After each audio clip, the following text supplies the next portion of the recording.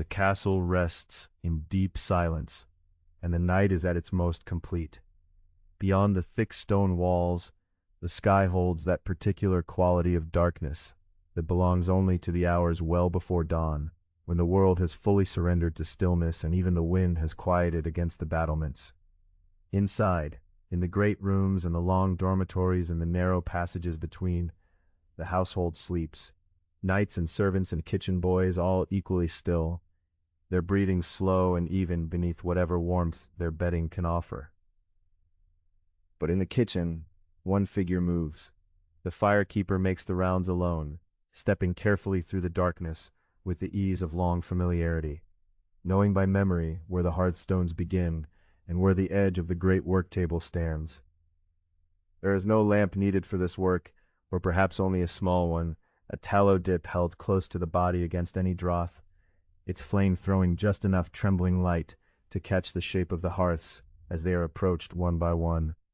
The kitchen is a large room, or rather a collection of spaces, arranged around the great hearths that are its reason for being, and its stone walls hold the accumulated warmth of yesterday's fires, the way thick cloth holds the warmth of a body, generously, slowly, with a kind of deep and settled patience.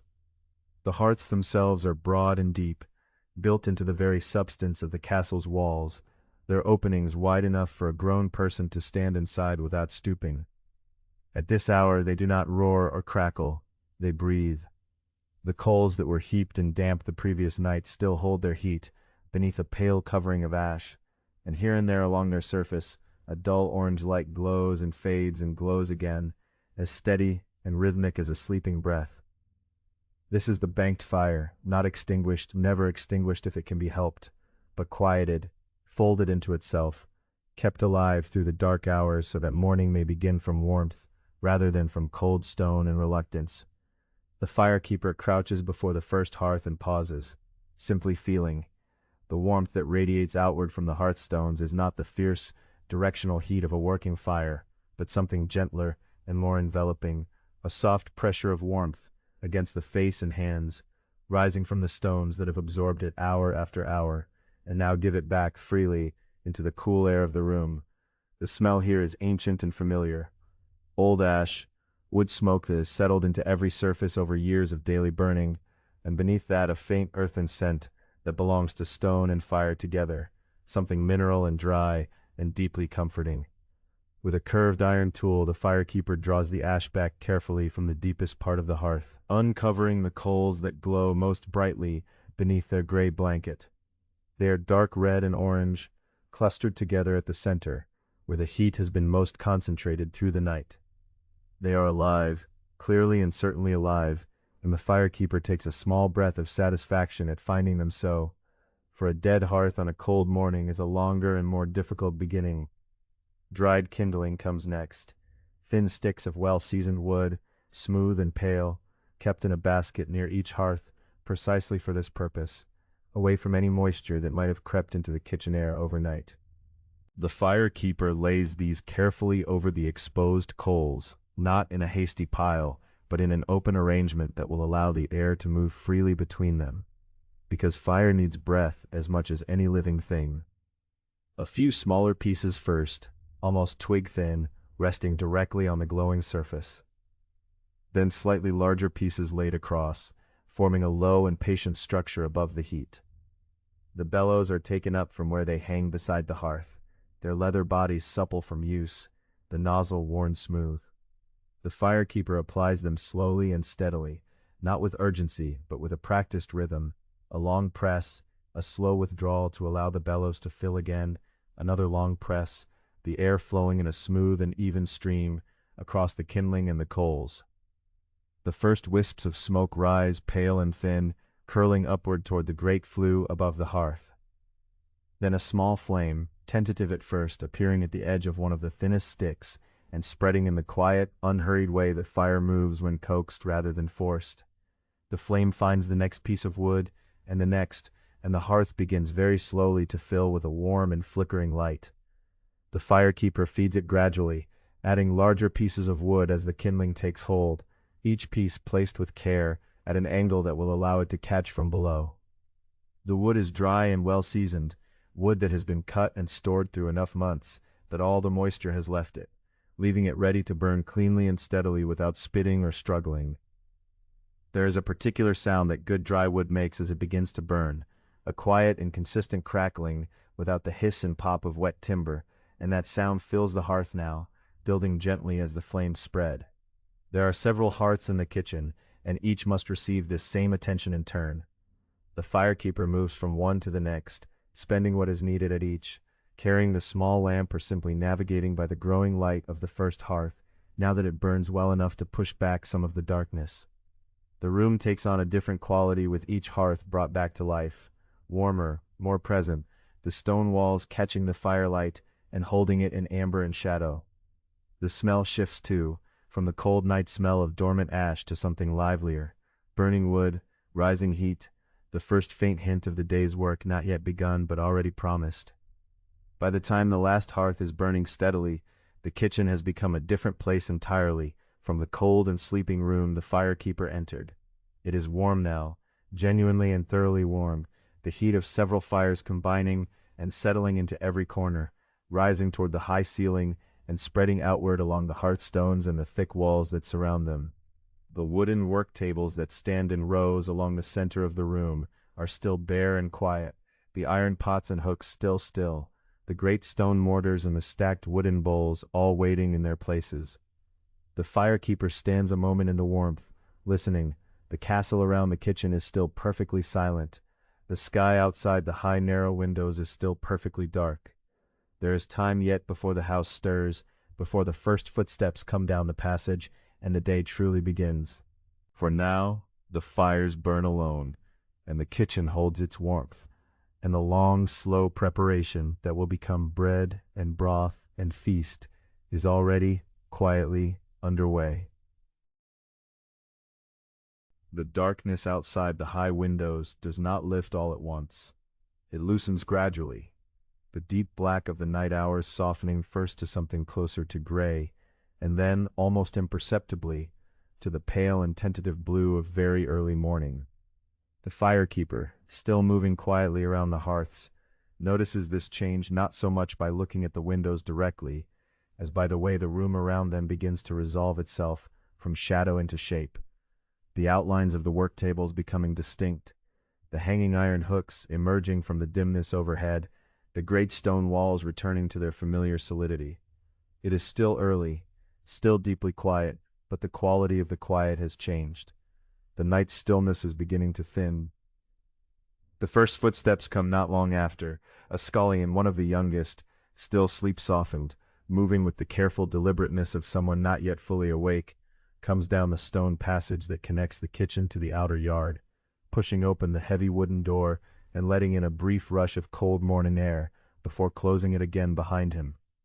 He stands for a moment just inside the room, blinking in the firelight, then moves toward the nearest hearth to warm his hands. He is perhaps 12 years old, perhaps a little older, the kind of boy who has been in the castle kitchen long enough to know where everything belongs, but not yet long enough to have much say in what is done with any of it. His work in the hours ahead will be carrying and fetching, scrubbing and holding and hauling, the necessary and unglamorous labor upon which everything else depends. More follow him within the next quarter hour. They come in ones and twos, the scullions and the lower kitchen servants, each arriving with the particular mix of reluctance and resignation that belongs to early rising. They are of varying ages, varying sizes, dressed in the plain rough wool of working clothes, some already tying their aprons as they walk. They know their places without being told, moving toward the hearths, or the work tables, or the great stone sinks, with the ease of long habit. There is not much conversation among them at this hour, the odd murmured word, a short exchange about the state of a fire or the weight of a pot, but mostly they work in companionable quiet. The sounds of their movement, soft footfalls on the stone floor, the scrape of a wooden stool, the dull clank of an iron pot being lifted from its resting place, mixing with the steady crackling of the fires. The wooden utensils come out first, long-handled spoons of various sizes, some of them worn smooth from years of use, their bowls darkened with the residue of countless pots. Ladles, paddles, the broad flat implements used for folding and turning. These, are retrieved from the hooks and shelves along the walls where they are stored overnight and laid out along the work tables in loose groupings, ready to be taken up when needed. The process is unhurried and familiar, each person knowing which tools belong to which task and placing them accordingly. A scullion with a thin, serious face moves along one of the central tables, setting out wooden bowls in a long row, turning each one right side up with a small, neat motion. The iron pots are heavier work. They are large, some of them very large, their sides dark and seasoned, their rims worn smooth from the repeated hooking and unhooking of pot hooks. Getting them onto the hooks that swing out over the hearths requires 2 people for the bigger ones, one to hold the pot steady, another to lift and position the bale handle over the curved iron hook. The scullions manage this with practiced efficiency, a small negotiation of weight and balance and timing that has become so familiar it requires almost no words at all. Once hung, the pots settle into place with a low, resonant sound, swaying very slightly before coming to rest. Water will go into them soon. For now they wait, empty and warm, the firelight catching the curve of their sides.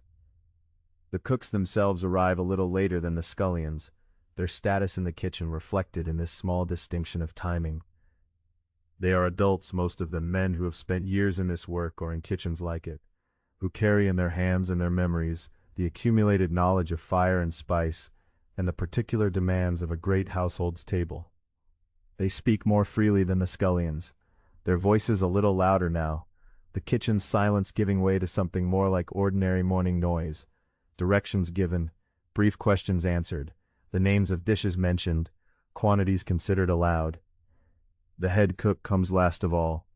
He is not a large man nor a particularly imposing one in his physical appearance, but there is something in the manner of his arrival, unhurried, observant, taking in the whole room in a single slow survey as he enters, that causes the noise level to settle slightly without any word being said. He walks the length of the kitchen at an easy pace, pausing at each hearth to look at the fires, glancing at the pots now hanging on their hooks, running a practiced eye over the tools laid out along the tables. He touches nothing. He does not need to. He is reading the room as a skilled reader reads a familiar page, quickly and with complete comprehension, noting what is as it should be, and what, if anything, remains to be adjusted. He speaks quietly when he does speak, a word to one of the cooks about the state of the bread ovens, which will need to reach their heat by a particular hour, a brief exchange with a senior scullion about the water, how much has been drawn, how much more will be needed before the morning's work is well under way. He moves through these conversations without hurry, without any apparent urgency, and yet the effect of his presence is to give the morning's activity a shape it did not quite have before he entered. The various small tasks that were already underway begin to align themselves into something more coherent, a quiet ordering of effort and sequence. The first water is set to heat. A scullion pours from a heavy wooden bucket into one of the smaller iron pots, now hanging over the low flames of a side hearth, not the great roasting hearths, which will be built up later, but the steadier, more moderate fire suited to this kind of slow warming. The water goes in with a soft rushing sound, and the pot settles a little lower on its hook with the added weight. It will take some time to heat. There is no impatience about this. The kitchen has learned to work alongside the pace of fire and water in rising dough, to move at the speed that good food requires. Outside, the pale light has strengthened enough now that the high windows show a clear gray sky. The courtyard beyond them is beginning to sound with the first movements of the castle's broader life. A distant door, the far-off noise of horses being attended to in the stable yard. But inside the kitchen, the world is still the world of fire and stone, and the slow, deliberate ordering of the day's long work.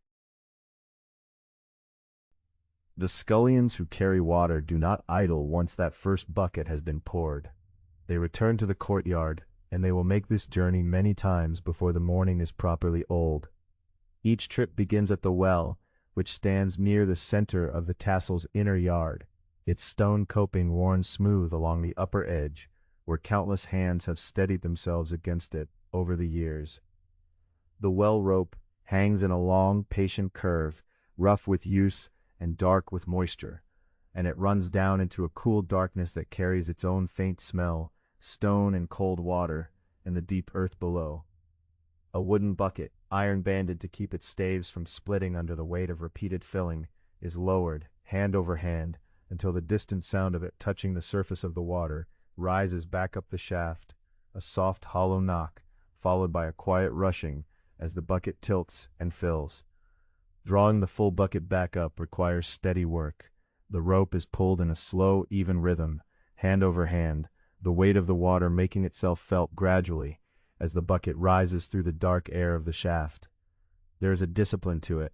Pulling too fast risks spilling what has been gathered, and spilled water means returning to begin again. So the movement stays measured, each pull deliberate, the rope coiling in loose loops at the scullion's feet until the bucket appears at the top of the shaft, rocking gently, beaded with the cold of the deep water, brimming nearly to its rim. The wooden yoke is the instrument that makes this work possible to sustain across many journeys. It is shaped to rest across the shoulders and behind the neck, a gentle curve of seasoned oak that distributes the weight of 2 full buckets, one hanging from each end by a short length of rope or chain, so that the load is carried not by the hands alone, but by the whole breadth of the upper body. Even so, the weight is considerable. 2 full buckets of water pressed down through the yoke with a solid, grounding heaviness, and the carriers learn quickly to walk with a particular steadiness, keeping the buckets from swinging, reading a slight motion in each step, and compensating for it before it builds into a sloshing that wastes the load. The water shifts and trembles with each footfall, catching what pale morning light falls across the courtyard, and the surface of it glimmers faintly before settling again. The courtyard in these early morning hours has its own particular quality. The air is cool in the way that only early morning air can be, a coolness that carries the night still in it, that lies against the skin, and makes the warmth of the kitchen, when the carriers step back through its low doorway, feel like something deeply welcoming. The stones of the yard are often damp with dew, especially in the milder months, and the sound of footsteps across them has a particular flatness, a quietness that belongs to the hour before the castle has fully woken to its business. Pigeons move along the ridge lines of the surrounding buildings, unhurried. The sky above the yard has brightened to a cool, even gray, and there is enough light now to see clearly without a lantern, though the shadows still lie deep against the base of the walls. The kitchen requires a great deal of water, for pots and cauldrons, for washing and soaking, for the bread, for the basting of meats, for the rinsing of herbs, for the cleaning of surfaces and vessels throughout the day. The stone cistern just inside the kitchen door is filled gradually, bucket by careful bucket, and even when it is full, the trips to the well will not stop entirely, for the water is consumed as quickly as the day's cooking proceeds. The wood is brought by a different labor, though it runs alongside the water carrying in the rhythm of the morning. The fuel store stands along one of the lower walls of the inner court, sheltered from rain by a broad overhang of old timber and stone.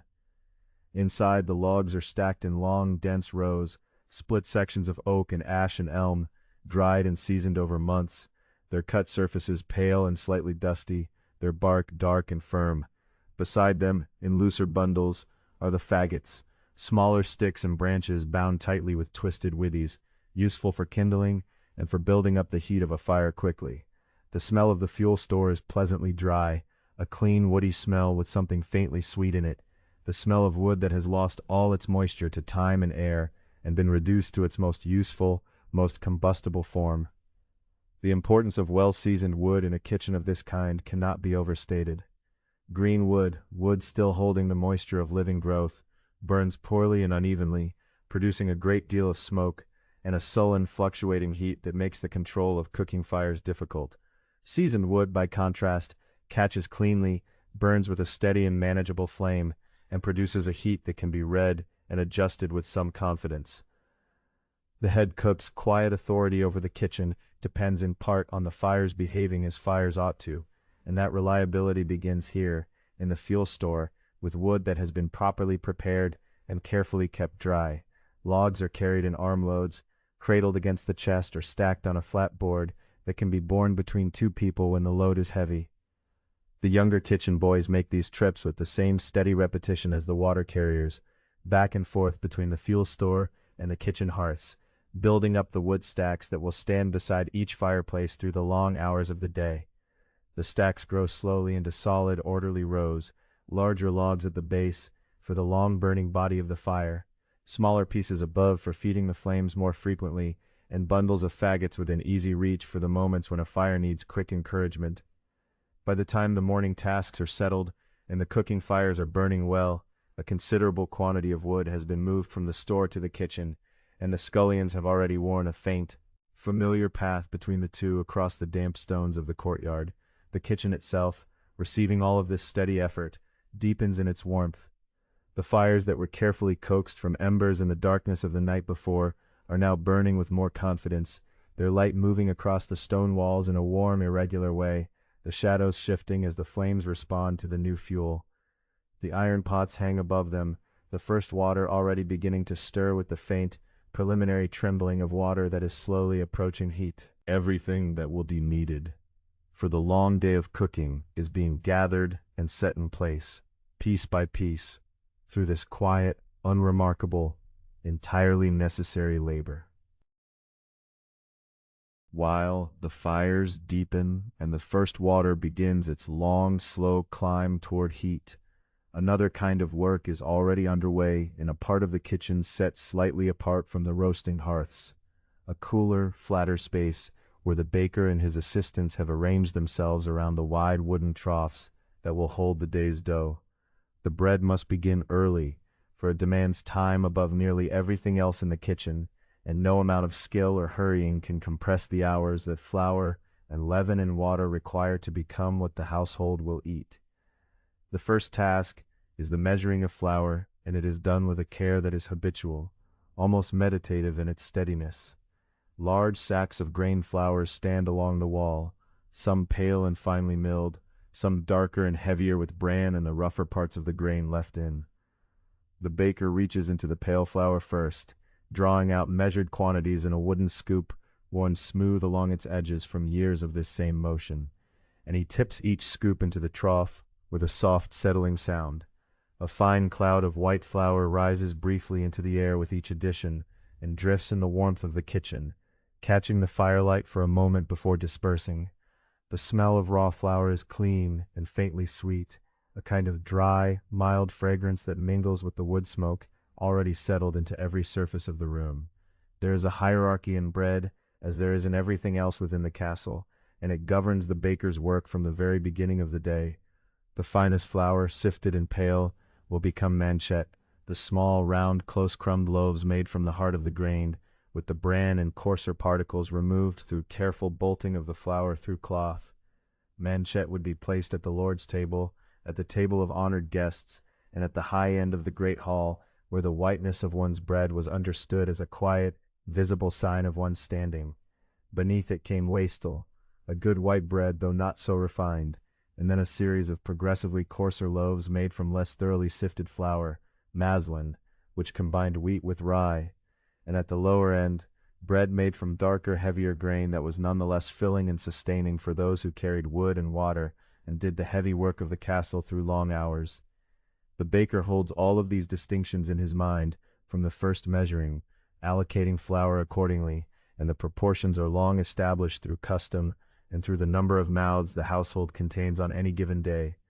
Once the flour is measured into the troughs, the baker turns his attention to the leaven, kept from the previous day's baking in a small covered vessel, a rounded earthenware pot with a cloth laid over it. The leaven has been resting through the night in a warm corner near the hearth, slowly maintaining its life in the way that old dough does, holding within it the wild, invisible ferment that will cause the new bread to rise. The baker lifts the cloth and bends to examine it, noting its smell, sharp, faintly sour, alive, and its texture, the way it pulls slightly when touched, the small bubbles just visible in its surface. It is healthy, carrying well the work of fermentation begun many days before and perpetuated each time a portion of dough is held back. This continuous leaven, tended and renewed with each baking, is one of the quiet constants of the kitchen, its care passed from one baker to another as a practical inheritance. The leaven is worked into the flour in portions, the baker's hands moving through the dry meal to break the old dough into the new flour, distributing it as evenly as patience allows. Water, warmed but not hot, is added next. carried in from the vessels that have been sitting near the hearth through the early morning, and the mixing begins. The assistant pours while the baker works, and the transformation from dry, powdery flour to something cohesive and yielding happens gradually across the width of the trough. At first the dough is rough and uneven, lumps of dry flour still visible, the water not yet fully incorporated, and it requires steady, thorough working with the hands and occasionally with the forearms to bring everything together. The sides of the trough are scraped down, the bottom lifted and turned, and little by little, the dough becomes a single mass, heavy, dense, faintly sticky, and holding the warmth of the water within it. Then the kneading begins in earnest, and it is among the longest and most physical tasks of the morning. The baker leans his weight into the dough, pressing the heels of his hands deep into its surface, stretching it away from him across the trough, then folding it back, turning it a quarter, and pressing again. The rhythm of this motion is slow and regular, measured by the quiet, dull sound of hands against dough, and the occasional creak of the wooden trough against the table beneath it.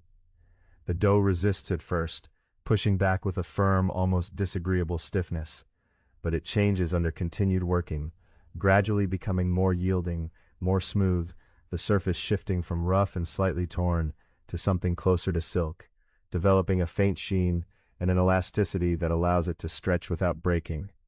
This change comes slowly and cannot be rushed.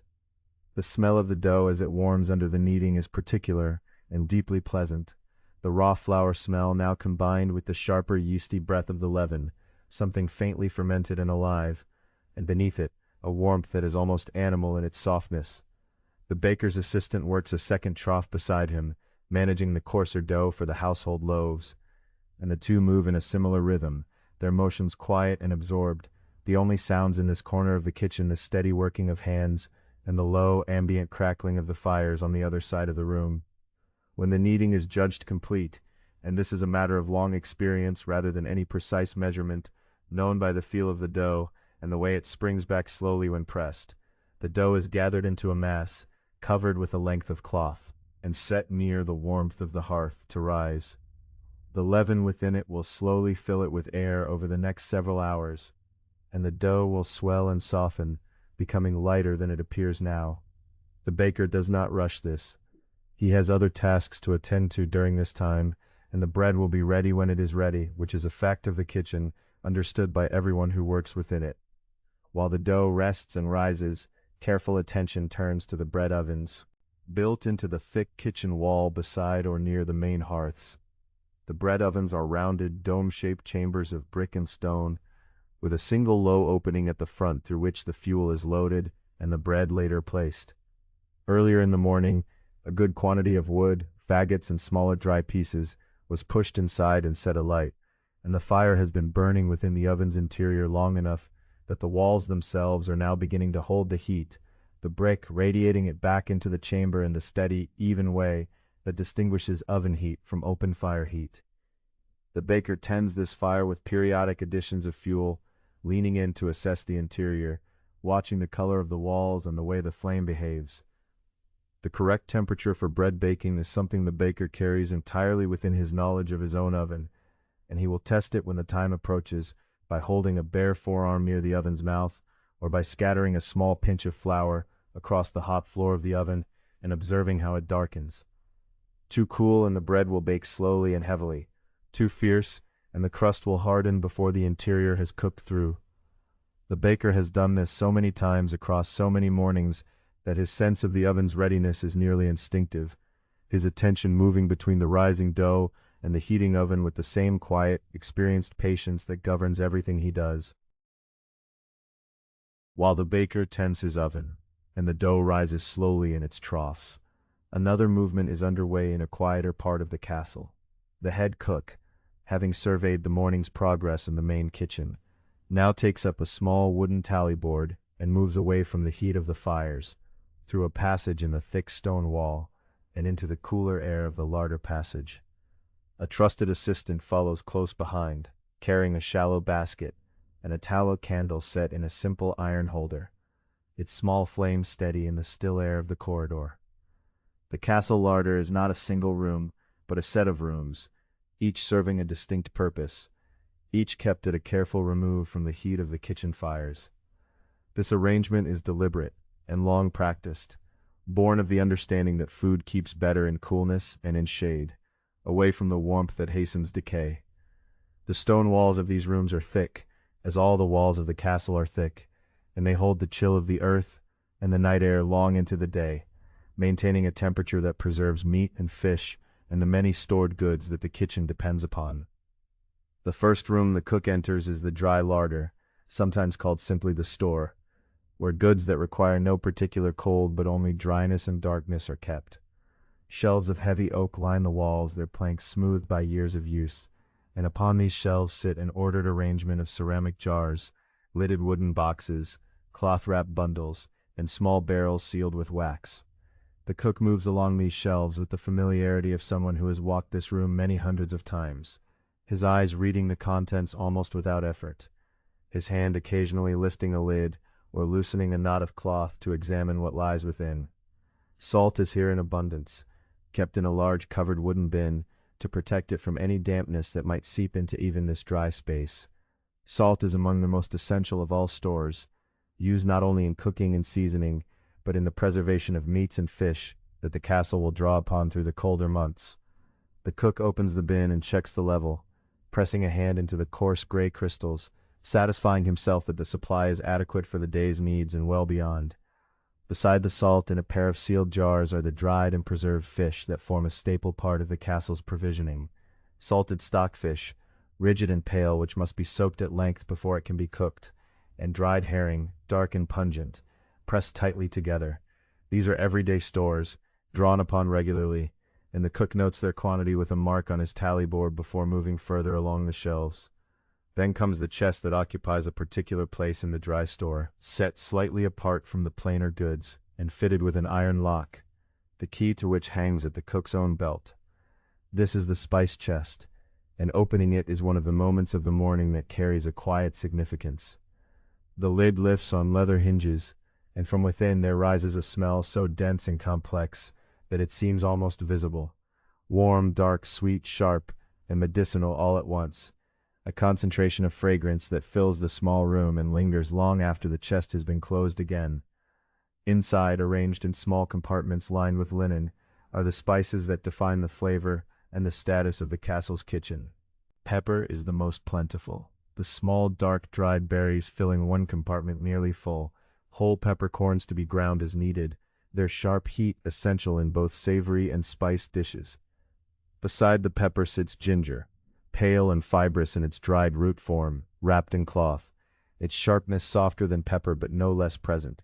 Cinnamon lies in curled bark pieces, their color a warm reddish brown, the scent rising from them something between sweetness and spice, used in sauces, in baked goods, in spiced wines.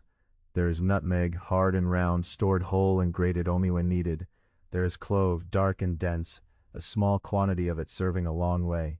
There is mace, the dried outer casing of the nutmeg, its color faintly orange, its flavor something gentler and more floral than the nut itself. In a separate small glass vial, stoppered with wax and treated with great care, there are a few threads of saffron. The cook lifts this vial and holds it briefly toward the candle flame, examining the thin crimson strands within. Saffron is the most costly of all the kitchen stores, purchased at considerable expense and used with corresponding restraint. A very small quantity dissolved in warm water will color and flavor an entire pot, tinting it a deep and golden yellow that speaks of richness and celebration. The cook replaces the vial carefully and makes a mark on his tally board. The dried fruits occupy their own section of the chest, or spill into adjacent small baskets on the shelves nearby. Dried figs, soft and dark, pressed flat for storage, have a honeyed, almost smoky sweetness that concentrates in the drying. Raisins and currants, shriveled and intensely flavored, are used in both sweet preparations and in the savory sauces that accompany meats. Dates, brought from considerably distant regions, are kept wrapped in cloth against the slight stickiness that makes them cling to one another. Almonds are here in their papery skins, and a portion already blanched and dried to a clean whiteness, ready to be ground in the stone mortar into the smooth almond paste that the pastry cook and the sauce maker will use later in the day. The assistant loads small portions of each required ingredient into the shallow basket as the cook indicates them, measuring by eye and by the experience of many previous days. There is a precision to this process that does not require scales for every item. The cook knows from long practice how much pepper fills the palm, how many cinnamon pieces yield the right quantity of ground spice, how much saffron is sufficient for the evening's great dish. The tally board records what has been taken from each supply, and at the end of each week, these tallies will be reviewed against the stocks remaining, so that orders for replenishment can be made before any store runs low. The assistant lifts the candle, and the cook draws the lid of the spice chest down again and turns the lock. The smell lingers in the room, warm and complicated, fading only slowly into the surrounding cool air. From the dry store, the two move further along the passage to the wet larder, which is the coldest of the rooms and the most dimly lit, set at the lowest part of the passage, where the chill of the ground is most present. Here the air is different, damp rather than dry, heavier, with the iron scent of meat and the brackish smell of brine. From iron hooks, set into the ceiling beams, hang a number of cured meats. Large haunches wrapped in cloth and coated in a layer of salt-cured fat. Whole sides of salted pork, preserved against the winter months. Links of dried sausage twisted together and suspended in clusters. These hanging meats move almost imperceptibly in the draft of the opening door, turning slowly on their hooks, their surfaces dry and darkened with preservation. The cook passes beneath them, his eye moving professionally over each, checking for any sign of spoilage, a discoloration, a texture out of the ordinary. Though in a well-managed larder at this time of year, everything is in good order. He selects a portion of cured meat to be incorporated into the pottage later in the morning, and the assistant marks it with a small piece of tied cloth, so it will not be confused with what remains in store. Beside the hanging meats, on a stone shelf kept especially cold, fresh provisions received in the past day or two are laid out. A brace of fish, packed in river herbs and wrapped in damp cloth, their flesh still firm and bright-eyed, and several cuts of fresh meat from the castle's most recent slaughter, wrapped and cooled, destined for the evening's roasting fire. The cook examines each item, pressing the fish gently and bending to smell it, satisfying himself of its freshness, then turns to consider the meat. He determines which cuts will go to the spit and which will be incorporated into the afternoon's longer cooked preparations, and communicates this quietly to his assistant, who makes the appropriate notes. The basket now holds a careful and considered selection: spices, dried fruits, almonds, the portion of cured meat, a twist of dried herbs gathered from a bundle near the larder door, and a small jar of verjuice taken from a shelf of preserves. The two leave the wet larder and close its heavy door behind them, the cool air sealed back inside. They make their way along the passage and back toward the heat of the kitchen, the candle casting its small light before them, the basket of gathered ingredients held steady between them, the morning stores now assembled and ready to pass into the cook's hands for the long and careful work of the day ahead. By mid-morning, the great roasting hearths have reached their full and commanding heat. The fires that were coaxed from embers in the deep hours before dawn, fed steadily through the early morning with seasoned logs, and built up with patient attention through the busiest hours of the kitchen's waking, are now burning with a broad, even intensity that radiates outward across the stone floor in waves of dry warmth. The flames themselves are somewhat lower than they were in the first hour of building. A roasting fire is not a leaping, unruly thing, but a steady, generous body of heat. Its logs burn down to a glowing core of orange and white, the kind of fire that sustains itself quietly and gives off its warmth in a long, reliable current, rather than in sudden bursts. The hearthstone before each roasting fire is pale with accumulated heat, and the iron fittings, the andirons, the pothooks set to either side, the great iron supports that will cradle the spit, are all darkened with use and warm to the touch, though nothing near them is touched without care. It is to this hearth that the roasting cook now turns his full attention, and the work of preparing the meat begins in earnest. The cuts that the head cook examined and selected in the wet larder earlier in the morning have been brought to the main kitchen and laid on the heavy wooden preparation table that runs along the wall not far from the hearth. A haunch of venison, dark-fleshed and dense, sits at the center of the table. Beside it, a pair of whole birds, large and well-fleshed, their feathers already removed and their interiors cleaned, wait to be mounted. There may also be a length of pork, depending on what the stores hold and what the feast's menu demands, and the cook will have been given clear instruction by the head cook as to what should go to the spit first and in what order the remaining preparations must follow. The spitting of the venison is the first and most substantial task. The iron spit itself is a long, heavy rod, thick enough to support the weight of a large cut of meat without bending or wobbling in the rotation. It is brought from its place beside the hearth and laid across the preparation table, and the cook lifts the haunch and positions it carefully along the length of the rod, working it onto the spit with a steady, practiced motion, so that the weight is as evenly distributed as possible along its center. An unevenly balanced spit will resist smooth turning, and the meat will cook unevenly as a result, so this initial positioning is attended to with a deliberateness that might seem slow to an observer, but is in fact the mark of experience. Once the haunch is seated on the rod, smaller iron skewers, thin, pointed, and kept in a bundle near the hearth, are driven through the flesh at intervals to pin the meat firmly to the spit, so that it turns with the rod rather than slipping and rotating independently.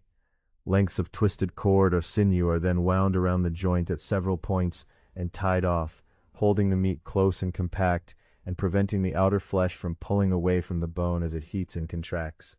The preparation is thorough and unhurried, and when it is finished, the haunch sits mounted on its iron rod in a way that is tidy and secure. Beneath the hearth, positioned carefully on the hearthstone in the space directly below where the spit will hang, a shallow iron drip pan is set into place. It is a simple, wide, flat vessel, darkened from many uses, and its purpose is to catch the fat and juices that will begin to fall from the meat as it heats and renders. These drippings are not wasted. They are among the most useful liquids in the roasting cook's work, gathered as the meat turns and used again, ladled back over the joint at intervals to keep its surface moist and to encourage the slow, even browning of the outer crust. Some kitchens will add a little liquid to the drip pan from the start, water or a weak broth, to prevent the first drippings from burning before they accumulate in sufficient quantity, and to create a gentle steaming beneath the meat as it cooks. The spit is lifted now and set into the iron supports on either side of the hearth, the ends of the rod resting in the notched cradles that hold it at the correct height above the fire, close enough to receive the full benefit of the heat, not so close that the outer flesh scorches before the interior has had any chance to warm. The positioning of the spit at the right height is something that only experience teaches well, and the roasting cook will have made this adjustment many times, reading the fire in the distance by some combination of observation and long-settled instinct. Now the turning begins, and with it the figure of the turnspit enters the work of the hearth. In many castle kitchens of the medieval period, this task falls to a young boy, often one of the youngest members of the kitchen staff, set beside the fire with the handle of the spit in his hands and the instruction to turn it slowly and without stopping for as long as the cook requires. The work is simple in its description and demanding in its reality. The boy stands or crouches beside the hearth in the full wash of its heat, turning the handle in a steady rhythm, round and round, keeping the rotation even so that no one side of the joint remains facing the fire for long. In some of the grander kitchens of wealthier households, mechanical devices existed to take on this work, arrangements of counterweights, or constructions driven by the rising heat of the fire itself, which could maintain a slow and even rotation without the constant attention of a person. But in many kitchens through much of the medieval period, the turning of the spit was a task performed by hand, and the boy at the handle was as much a part of the roasting apparatus as the iron rod itself. The meat begins to change within the first part of an hour. The outer surface, which was cool and pale when it went onto the spit, gradually deepens in color as it turns through the heat. The first signs are subtle, a faint darkening at the edges, a slight sheen appearing on the surface as the fat just beneath the skin begins to warm and soften.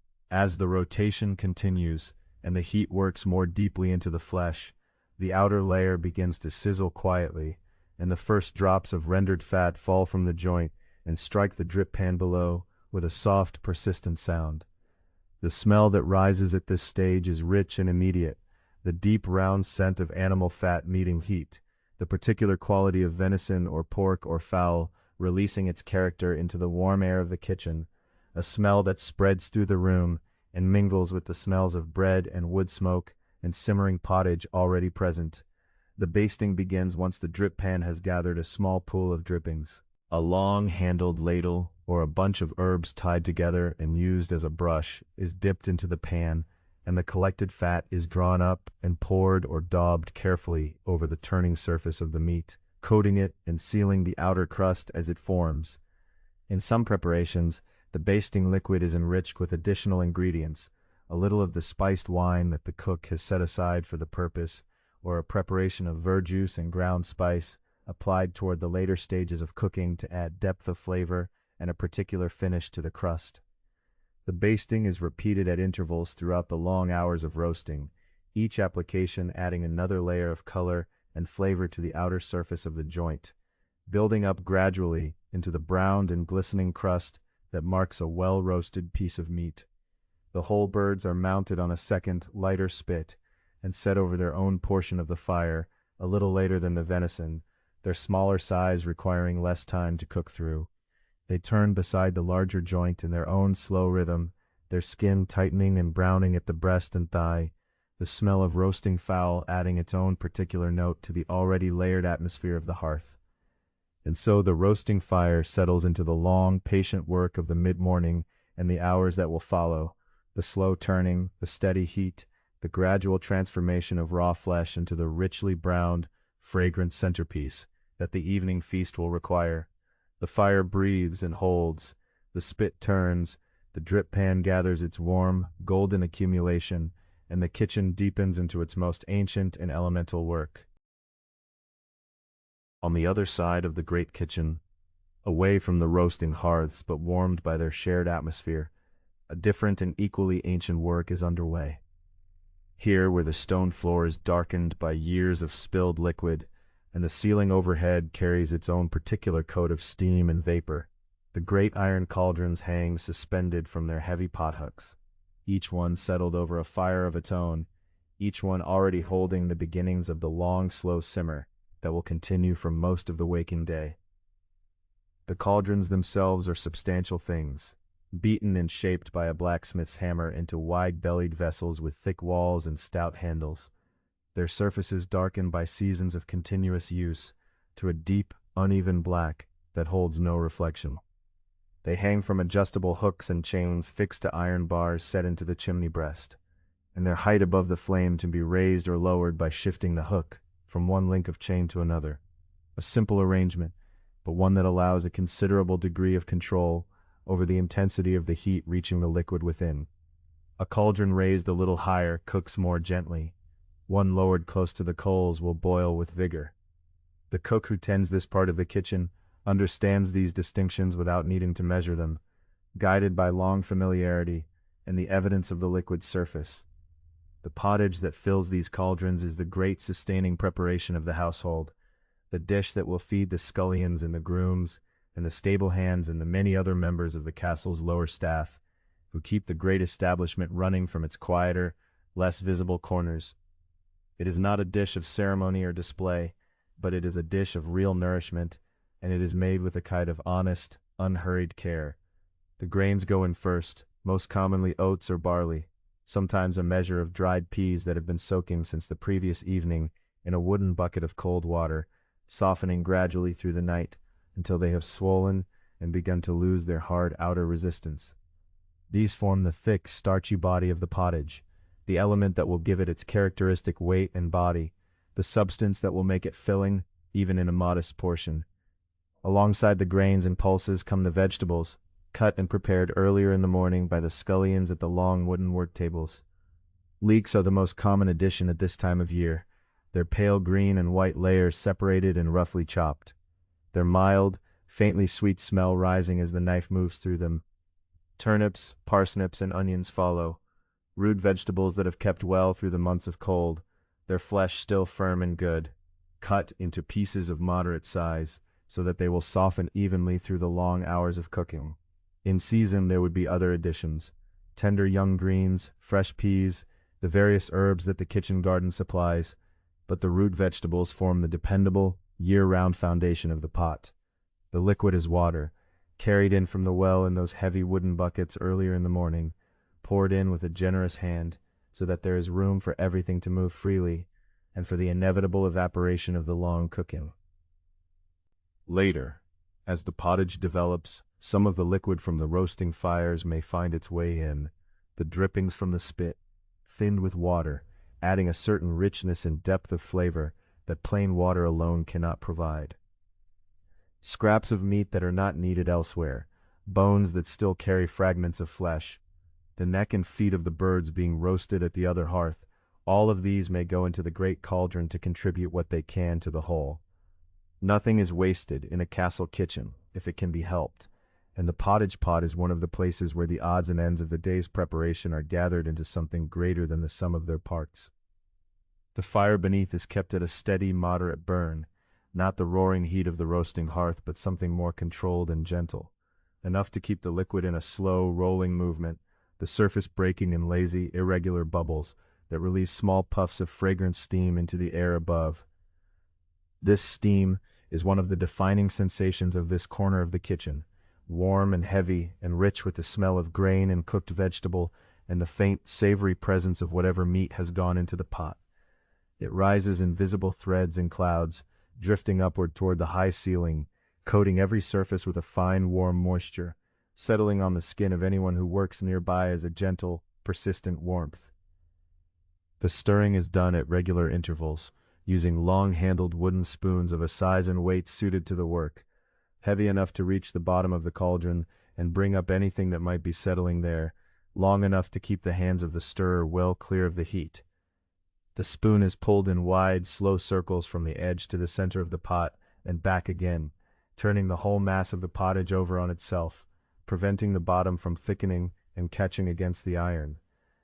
With each pass, the consistency of the mixture becomes more apparent, at first quite liquid and loose, the separate elements still visible and distinct, but as the hours pass it thickens gradually, the peas and grains releasing their starch into the broth, the vegetables softening, until they begin to lose their sharp edges and merge into the surrounding liquid. By the time the midday meal approaches, the pottage will have reached the dense, satisfying consistency that makes it so filling and warming, neither a broth nor a solid, but something between, substantial enough to cling to a wooden spoon held upright, flavored by everything that has gone into it over the course of the morning. A small measure of salt is added with care, the cook pinching it from the salt box and rubbing it between the fingers, before letting it fall into the liquid. Salt at this time is not taken for granted. It has value and is accounted for, and the amount added to the pottage, for the lower household, is calibrated with that awareness. Dried herbs, thyme perhaps, or a sprig of something from the bundles hanging overhead, may be added for fragrance, though the seasoning of the household pottage is simple rather than elaborate. The elaboration belongs to the smaller vessels. Beside the great cauldrons, on their own hooks, and at their own lower, gentler fires, a row of smaller pots and pipkins carries forward the more refined preparations intended for the Lord's table. These are the broths and sauces that will accompany the roasted meats, the delicate liquid preparations that require a different kind of attention. Into one of these smaller pots goes a quantity of good wine, poured in from a jug with the ease of long habit, followed by a careful measure of verjuice, the sharp acidic liquid pressed from unripe grapes or crab apples, which gives a particular brightness and edge to cooked sauces. The wine and verjuice simmer together over the low heat, their steam carrying a sharp vinous fragrance, quite different from the warm, starchy clouds of the pottage cauldrons. Into this liquid go the spices that have been measured from the spice chest earlier in the day, a pinch of ginger, already ground to a fine powder in the stone mortar, its warm, faintly peppery smell lifting easily into the steam, a little cinnamon, sweet and woody, perhaps a thread or two of saffron, dropped in with particular care, their color beginning almost immediately to bleed into the liquid around them, turning it a deep, warm gold. The cook bends occasionally to look into the pot, to draw a small spoon through the surface and observe how the liquid moves and what it carries, adjusting the heat with small shifts of the pot hook, adding a little more liquid if the reduction seems to be proceeding too quickly. The contrast between these two kinds of work, The great cauldrons with their generous long-simmered abundance, and the small pots with their careful, precise preparations, capture something of the whole range of the kitchen's responsibility.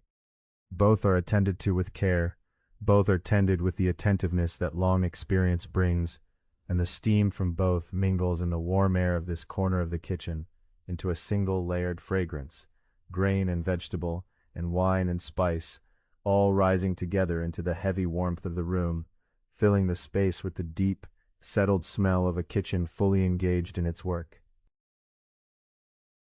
The bread dough has been resting through the long middle hours of the morning, covered with linen cloths, laid gently across the tops of the wooden troughs. The cloths slightly damp to keep the surface of the dough from drying and forming a skin. In that time, the dough has changed.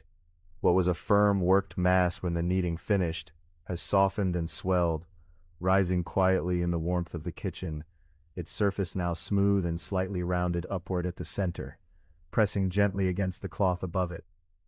The baker lifts a corner of the linen and looks at what is beneath, pressing one finger lightly into the surface of the dough, watching how the small indentation behaves, whether it springs back slowly, as it should, or holds its shape entirely, or fills in too quickly.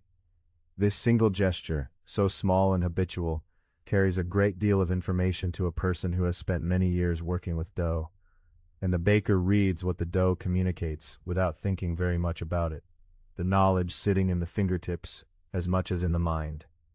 Before the loaves can be shaped, the ovens must be ready, and the testing of a great stone bread oven is its own careful work. The oven has been heating for some time, the fire built inside it earlier in the morning, brush, then small wood, then heavier pieces, burning down through the long hours until the wood is reduced to glowing coals and then to ash, and the stone itself has absorbed the heat deep into its body. The baker or an assistant opens the heavy oven door, wooden in some kitchens, iron-bound in others, its edges fitted close to hold the heat within, and feels the wave of warmth that comes out into the kitchen air. The temperature of a bread oven cannot be read with any instrument, and so it must be read by other means. A small handful of flour tossed onto the floor of the oven tells one kind of story. If it scorches brown and then black within a moment or two, the oven is still too fierce, not yet ready for the bread. If it browns slowly and evenly, settling into a warm golden color over several seconds, the oven is approaching the right heat. In some kitchens a bare forearm is held near the door, not inside but close enough to feel the heat radiating outward, and the experienced baker knows from this what the stone is holding, can feel in that radiated warmth whether the temperature is where it should be. When the oven floor is right, and the baker may wait, may close the door and wait a little longer, may draw out the last of the ash and coals with a long-handled rake first, sweeping the oven floor clear so the bread will rest on clean hot stone, then the shaping of the loaves begins. The dough is turned out from the troughs in portions, its surface cool and slightly tacky against the hands, smelling already of the gentle fermentation that has been building through the morning, a mild, clean sourness beneath the wheaten warmth.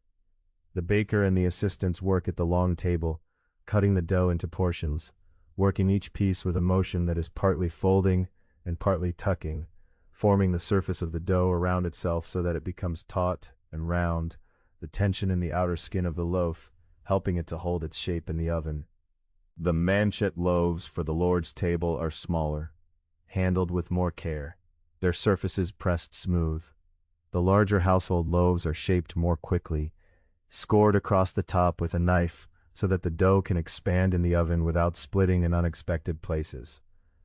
Each finished loaf is set onto a wooden peel, the long-handled, flat-bladed tool made for this work, its blade smooth and slightly dusted with flour so the dough does not stick.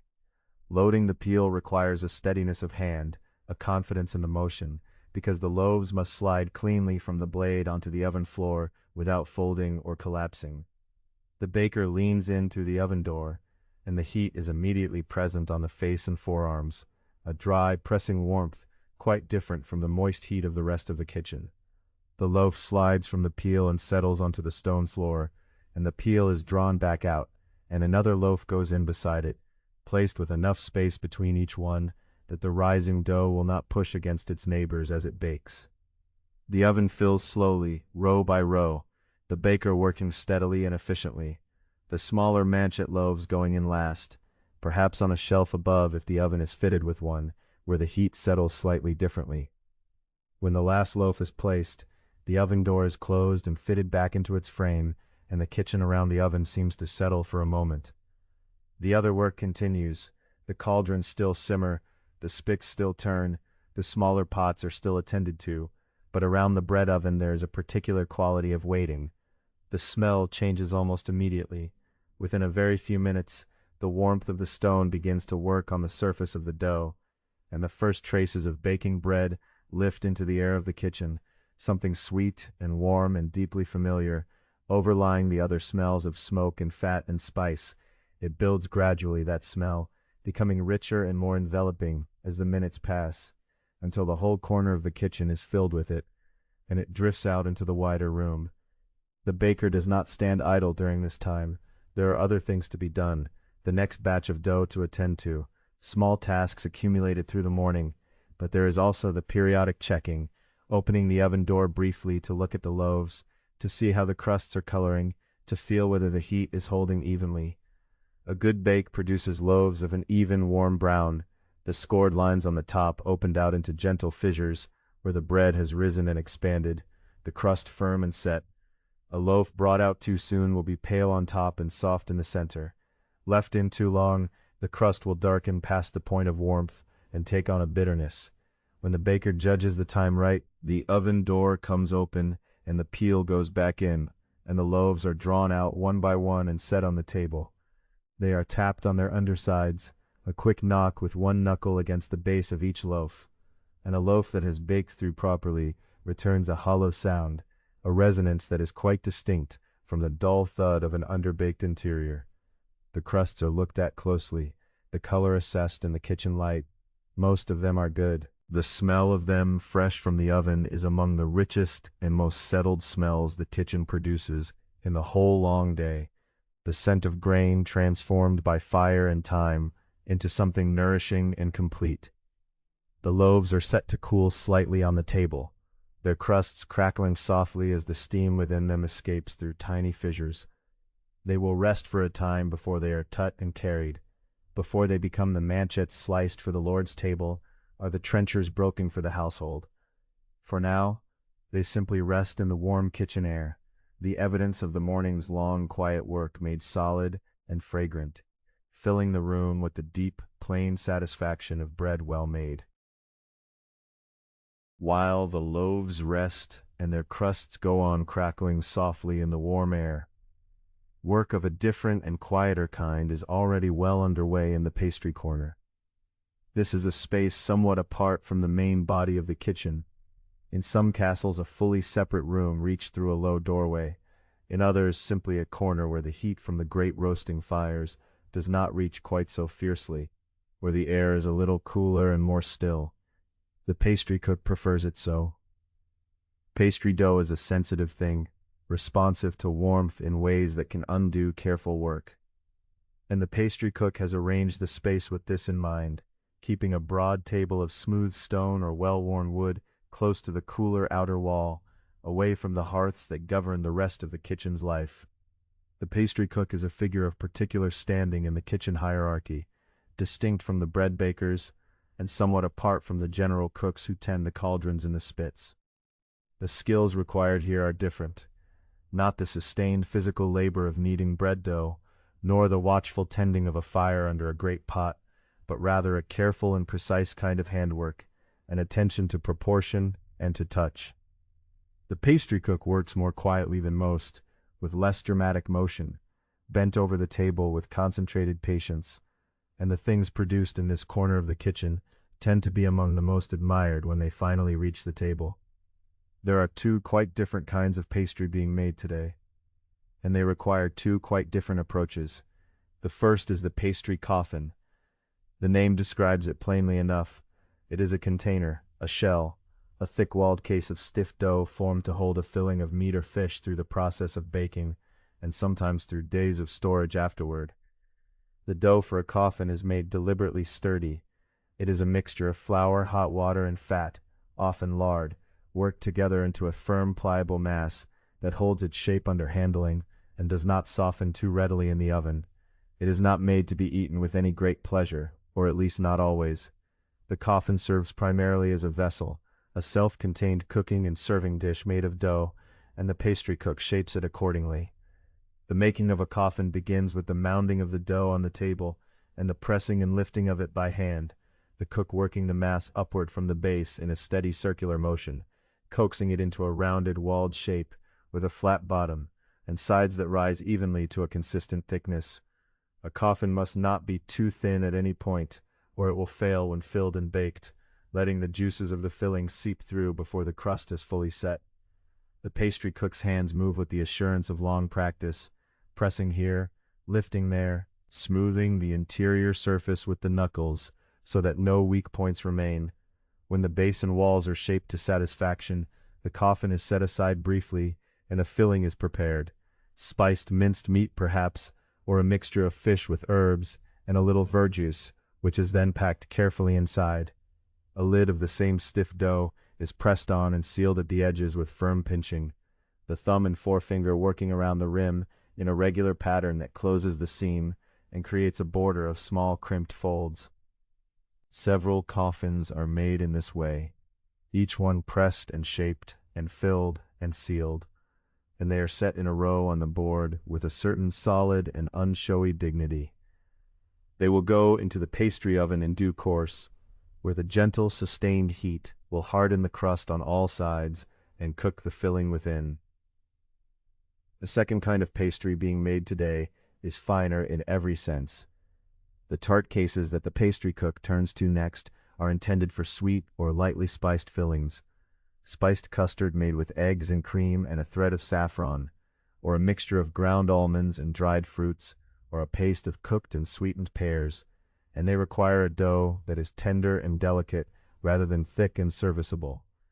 This dough is worked with butter instead of lard, and with a gentler hand, and it has a quality of giving way more softly under the rolling pin, a fine-grained texture that crumbles pleasantly when baked, rather than standing firm. The pastry cook rolls this dough on the table with a smooth wooden pin, working from the center outward in patient strokes, lifting the dough occasionally to ensure it has not adhered to the surface, and dusting the table lightly with flour when needed. The dough spreads gradually into a thin, even sheet, pale and slightly translucent at its thinnest points, with a faint sheen from the butter worked into it. From this sheet, the cook cuts rounds and long strips with a knife, and these are pressed carefully into small iron or ceramic part molds, the dough eased into the curves and corners of each mold with a fingertip, the excess trimmed away cleanly at the rim. The filled tarts come next. For the custard tarts, a mixture of beaten eggs, cream or milk, sugar, and a careful pinch of ground ginger and cinnamon is poured slowly into each pastry case, the liquid settling into the shell and coming to rest just below the top of the rim. For others, a layer of ground almonds beaten with eggs and sweetened with honey or sugar is spooned in and smooth level. Dried figs or raisins softened in warm water or wine may be pressed gently into the surface of some of the fillings, settling there in small dark clusters that will caramelize and deepen during baking. The crimping of the tart edges is a finer and more ornamental gesture than the practical sealing of a coffin. The pastry cook works around the rim of each small case with a measured touch, creating a regular scalloped pattern that is partly structural and partly decorative, a small demonstration of craft carried out with unhurried consistency. The pastry oven is smaller than the great bread oven and is kept at a more moderate heat. Tart cases and custards cannot withstand the fierce temperature that bread requires. The pastry cook judges the readiness of the oven carefully, and when it is right, the tarts and coffins are loaded in on a small flat peel, arranged with space between them, and the oven door is settled gently into place. The heat inside is even and quiet, without the dramatic intensity of the bread oven, and the pastry cook settles into a patient wait nearby, checking at intervals by opening the oven door a fraction and observing the color of the pastry and the set of the custard filling. When they come out, the tart cases have taken on a warm golden color at their edges, and the custard within them has just barely firmed, trembling slightly at the center in the way that indicates it has been caught at the right moment. The coffins emerge, solid and well-colored, their sealed lids darkened evenly across the surface. They are set on the board with care and left in the relative coolness of the pastry corner to settle and firm completely before the evening's service.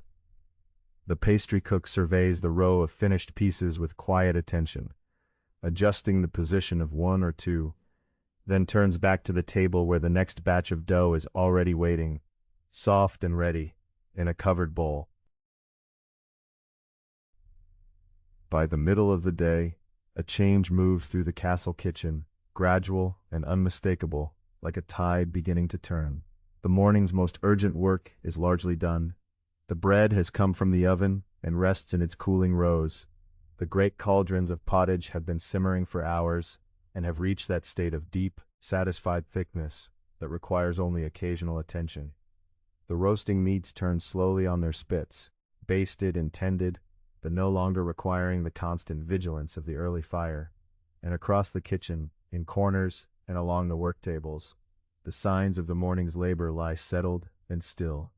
Dusted flour, emptied troughs, stacked bowls, and the various tools of the morning return to their places or waiting quietly where they were last set down. It is around this hour that the household dinner is assembled and carried out. This is not the great feast of the evening, with its elaborate courses and its careful presentation, but a plainer and more practical meal, the midday feeding of the castle's working population. The servants of all kinds, the guards who have stood their morning watches, the grooms and stable workers, the laundresses and the various men and women whose labor keeps the castle in daily order. For them, the dinner is drawn directly from the morning's production.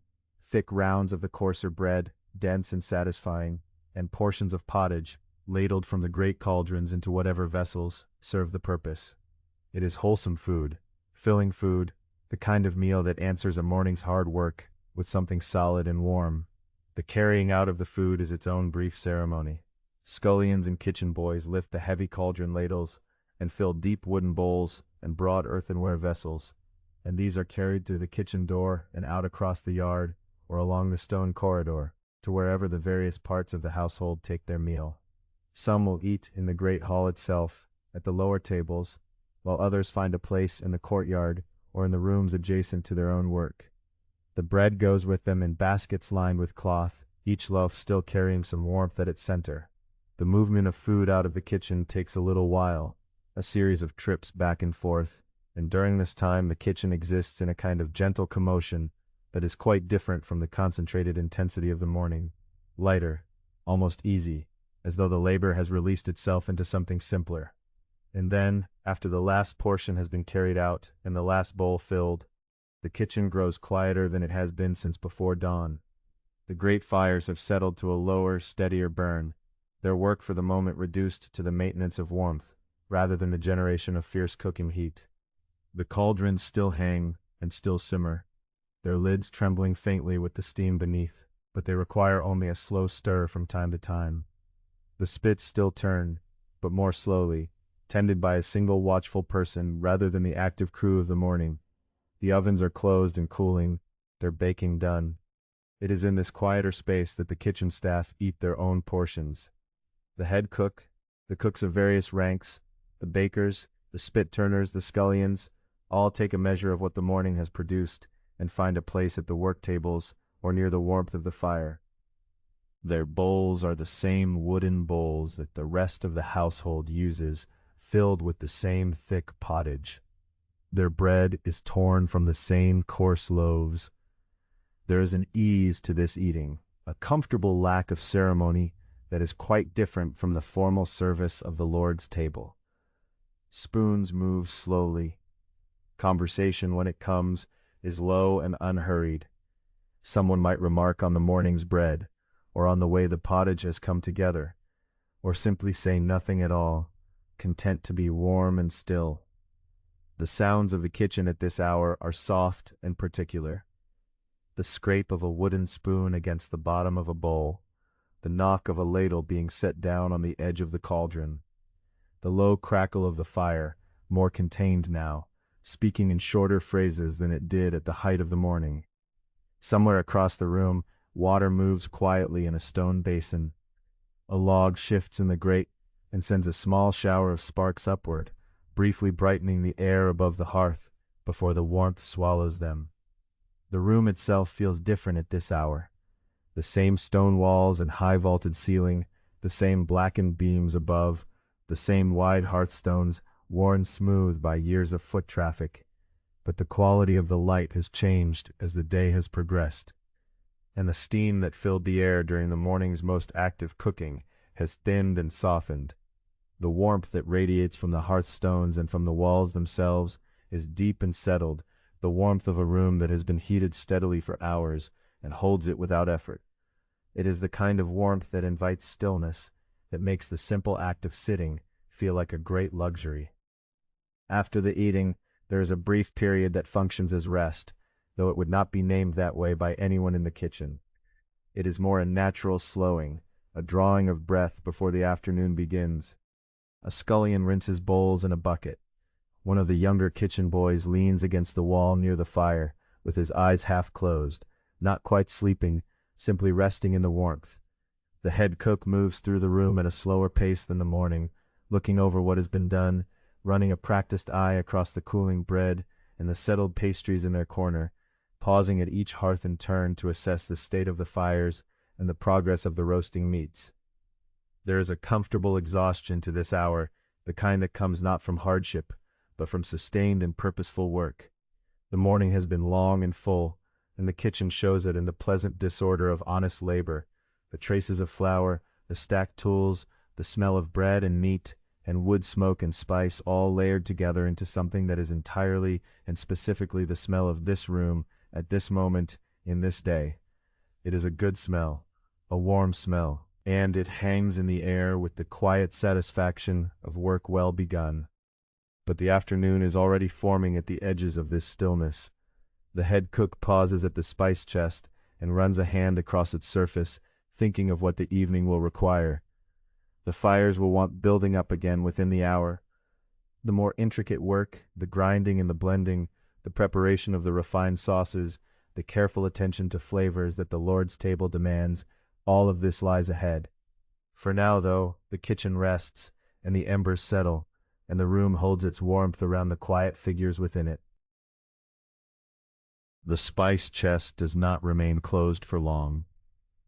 In the early part of the afternoon, when the kitchen has shaken off its midday quiet and the fires are beginning to build again toward their evening height, the head cook returns to it with a purposefulness that draws the attention of the more experienced kitchen staff.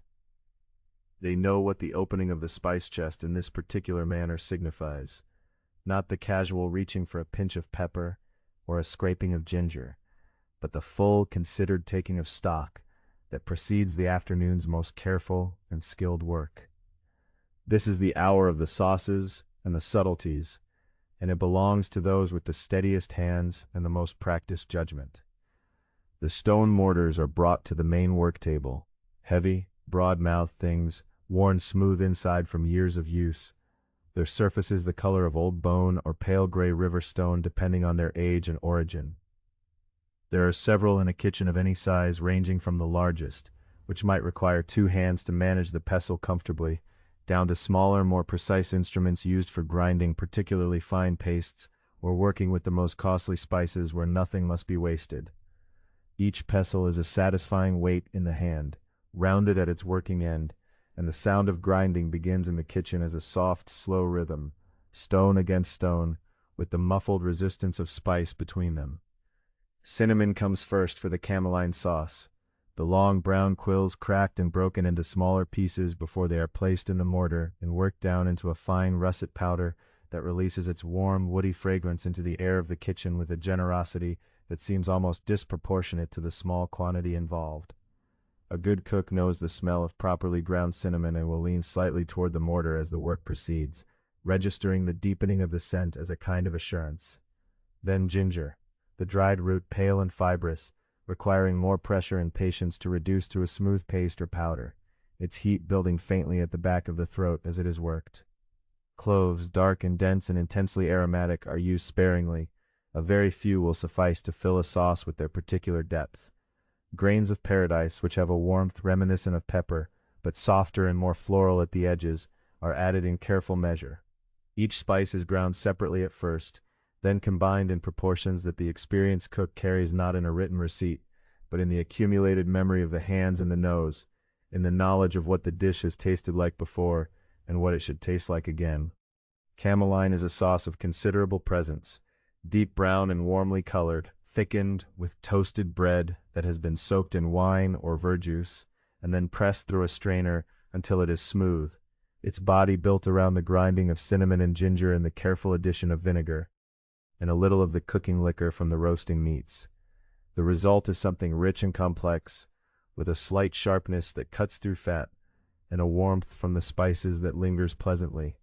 It is the kind of sauce that speaks of effort and skill, and the care taken in its preparation is visible in the final depth of its flavor. A cook who understands cameline will taste it repeatedly throughout the afternoon, adding and adjusting with small movements, a few drops more of verjuice, a scraping more of cinnamon, until the balance feels entirely right. Alongside the cameline, a green sauce is being prepared at the far end of the work table. Here the colors are entirely different, bright and fresh, made from herbs that have been stripped from their stems and gathered into a mound of soft, vivid green. Parsley is the most common base, generous handfuls of it, and to this are added other herbs according to what the garden and the season provide, sage perhaps, or mint, or a little ginger root worked in for warmth. The herbs go into the mortar with salt and are pounded until they release their juices, and the mixture becomes a dense, fragrant paste of deep green, before vinegar or verjuice is incorporated to bring the whole into a pouring consistency. The smell of this preparation is entirely unlike the warm brown fragrance of the cameline. It is cool and sharp and green, the smell of crushed leaves and clean acidity, and it mingles with the spice aromas already in the air to create something pleasantly complicated across the whole room. The work of sauce making is slow and patient, and it proceeds in a kind of concentrated quiet that settles over that corner of the kitchen, even as other work continues around it. The person grinding does not hurry. To hurry is to produce a paste that is uneven, with fragments remaining that will spoil the texture of the finished sauce, or to misjudge the balance of flavors by moving too quickly between stages. The afternoon light comes through the high windows in long slanting angles, and in the places where it catches the rising dust of ground spice, it gives the air above the work table a soft, golden, inhabited quality, as though the work itself were producing a kind of warmth beyond that of the fires. The subtleties require a different kind of attention entirely, and they are the work of the most accomplished among the kitchen staff, or sometimes of the head cook alone, depending on the ambition of the design. A subtlety, the word is used in the period to describe these elaborate decorative confections, is not primarily a food in the way that a sauce or a roasted meat is a food. It is something more deliberate, a shaped and colored object that demonstrates the skill and artistry of the kitchen and the wealth and sophistication of the household that has commissioned it. For the Lord's table at an evening feast, a subtlety might take the form of a heraldic device worked in sugar paste, or a castle with tiny towers, or a swan with feathers suggested and carefully applied layers of almond paste, tinted with the juice of herbs, or the powdered color of saffron. Sugar paste, in this period, is made from fine white sugar, itself a costly ingredient, kept carefully and used with intention, combined with a binding agent such as gum tragacanth, which has been softened in a little water and allowed to form a stiff, malleable substance not entirely unlike a very smooth dough. This paste can be rolled, shaped, pressed into molds, and dried to a firm finish that holds its form long enough to be carried to the table and admired before it is broken apart and eaten. Almond paste. Ground blanched almonds worked with sugar and a little rose water until smooth, can be similarly colored and shaped, and has a sweeter, nuttier flavor that makes it pleasant to eat even as it is visually impressive.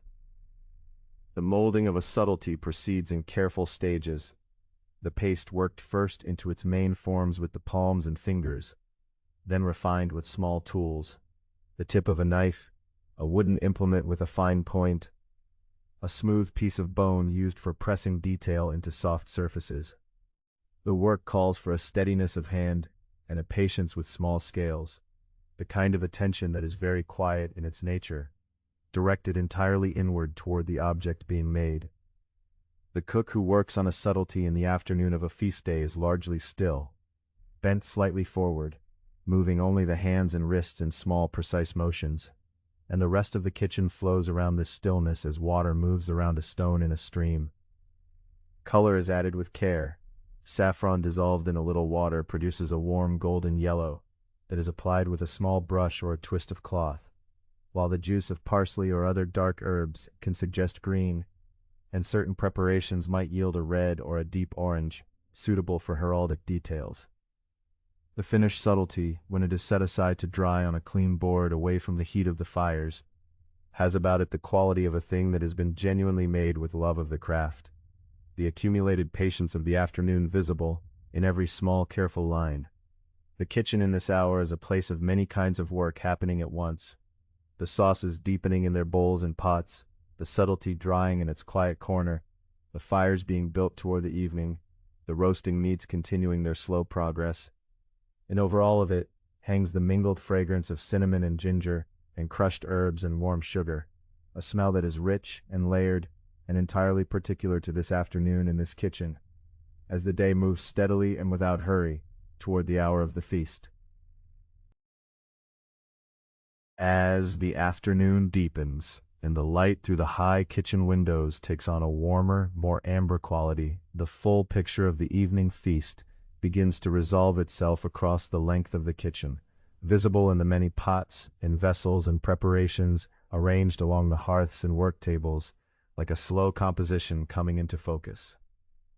Where the morning had been a time of beginnings, of fires lit and dough mixed and spices unlocked from their chest, this hour is one of convergence, each thread of work drawing toward the same destination, the same table, the same moment when the great hall will receive what this kitchen has spent its entire day creating.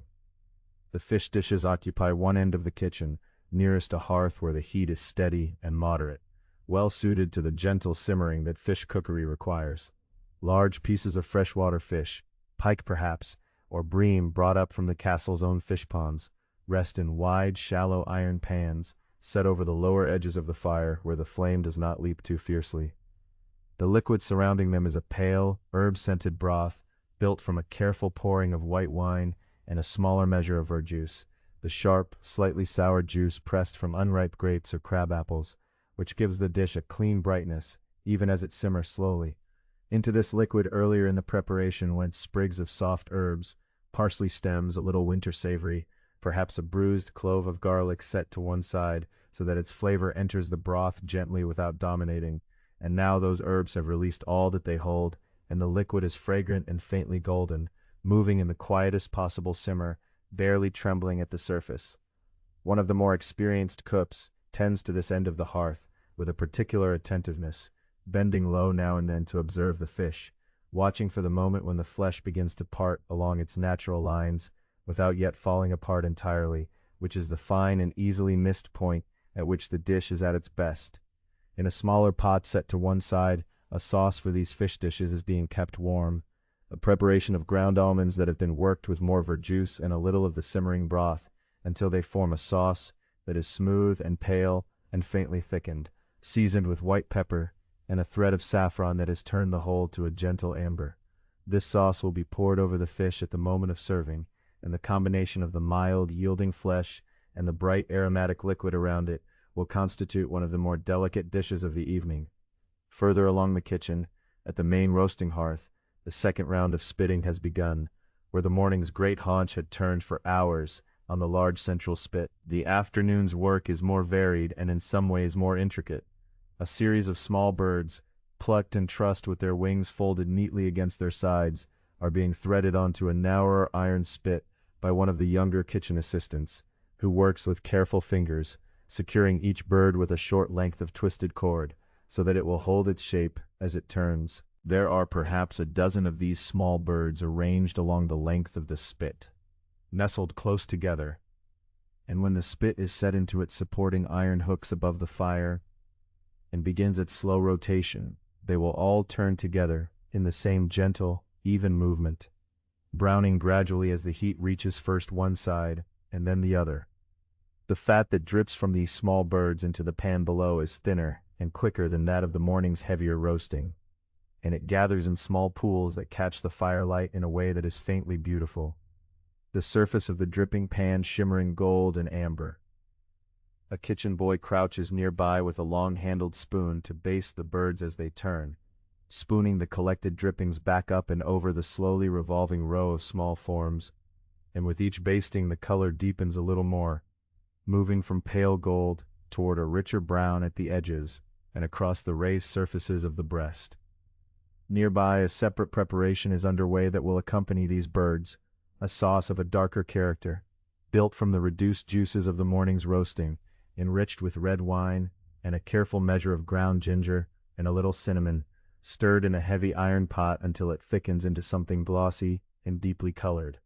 The smell of this sauce is intense and warming, the spice rising from it in a way that mingles with the smoke of the fire, and the clean herbal fragrance drifting from the fish end of the kitchen, until the air of the room is layered with these various scents in a way that is difficult to separate into individual notes, the whole becoming simply the particular smell of this kitchen at this hour.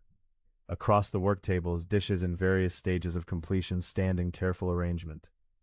Pastry cases that emerged from the pastry oven earlier in the afternoon now hold their fillings and are set on wooden boards to cool slightly. A preparation of finely minced fish mixed with ground almonds, sweetened with dried fruit and seasoned with cinnamon and a pinch of white pepper, fills several of these pastry shells, and the careful hand that assembled them has pressed the pastry edges into neat crimped lines, with the ball of a thumb worked in repeated small motions. There are tart cases holding a set custard of eggs and cream, lightly spiced, their surfaces smooth and pale yellow, and trembling only the faintest degree when a board is moved nearby. The head cook moves through all of this in a state of measured attention that has about it something of the quality of a person reading, taking in many things at once, and weighing each against the others. There is in this afternoon hour a particular kind of calculation that this work requires, not only knowing how each dish must taste when it arrives at the table, but knowing how long each still needs, and how that time aligns with every other dish that must also be ready at the appointed hour. A fish dish that is perfect now will be less so in another hour. A sauce that is not yet thick enough must be given more time over the fire without being hurried by too fierce a flame. The small birds may need less time than initially expected if the fire has settled into a hotter phase, and a word to the boy at the spit to watch the color more closely is all that is needed to adjust the course of that particular preparation. There is also the question of sequence, which governs the ordering of the feast itself. The kitchen staff understand that the evening meal will proceed in courses, moving from certain preparations to others, according to a logic that has been discussed earlier in the day between the head cook and the steward of the household, and the dishes arranged across the kitchen correspond roughly to this sequence. The lighter, more delicate things intended for the earlier portions of the feast, the richer and more complex preparations reserved for the later courses when the great hall is settled and the feasting properly begun.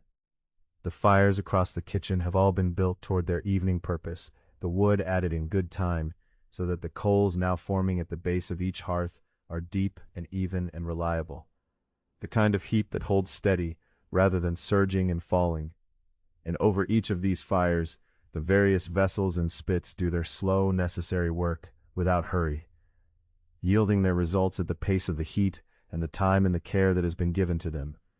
The kitchen in this deepening afternoon is full of warmth and moving light and layered fragrance, and the great feast that will unfold in the hall above is already, in every meaningful sense, alive and present here in these pots and pans and turning spits, waiting with a kind of quiet patience for the hour that will complete it. There comes a point in the final hour before the feast when the nature of the kitchen's work shifts, not loudly or abruptly, but with a kind of gathering focus, the way a river narrows as it approaches a particular place and moves with greater purpose through a smaller channel. The fires are tended now with holding rather than building in mind, the coals raked to an even, steady glow, and the attention of the kitchen turns from the long patience of cooking toward the more immediate and precise work of bringing each dish to its finished state, lifted from heat, arranged, sauced, and made ready to travel the distance from this warm and smoky room to the cool candlelit hall where the Lord and his guests are assembling. The serving dishes have been brought out and set along the central work tables in the order they will be kneaded.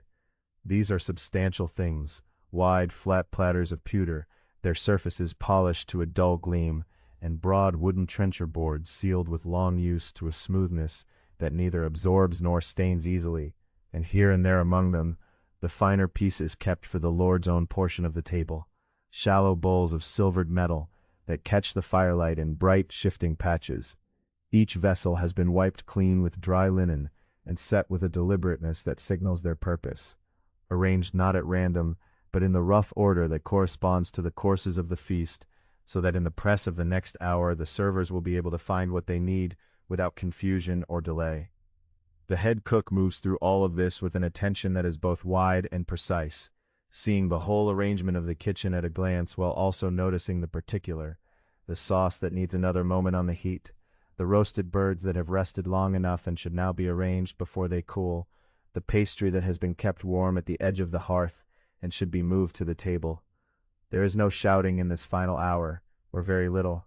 The kitchen has been at work since before dawn, and its people know their parts well enough that a word or a gesture is sufficient, and the head cook moves from station to station, offering direction in the measured way of someone who has done this work many times and trusts the preparation that has gone into it.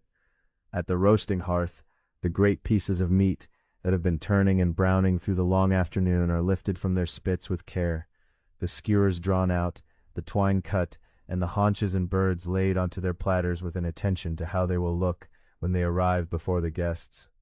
A well-roasted bird is arranged with its legs folded neatly, its skin a deep amber brown, glistening faintly from its final basting.